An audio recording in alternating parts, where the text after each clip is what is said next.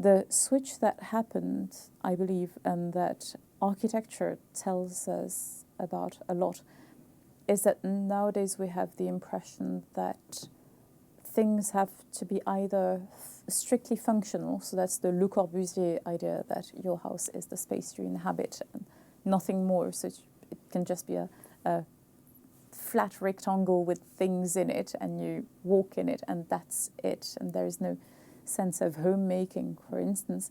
But when you look, for instance, at the buildings, the beautiful buildings that have been destroyed in the United States and replaced by modernist architecture, I think there's a deliberate statement that posits clean, clear lines as the new aesthetic ideal, but also in such a way that removes the trace of the human hand.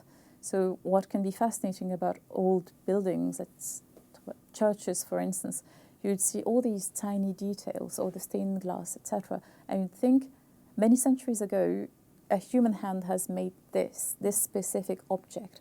And now we're moving towards the ideal of the serialized, anonymous, transposable.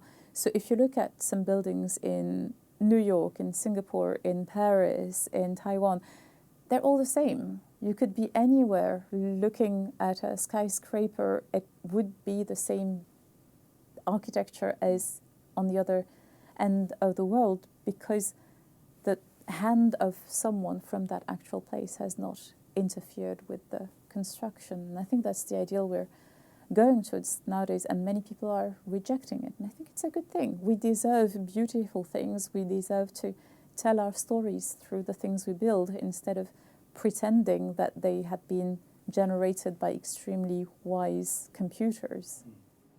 Do you think that beauty connects us with our traditions and our heritage to some degree? I think beauty links us to tradition, well, first with that idea of transmission through the handcraft, something that has been made by an individual in a certain period of time.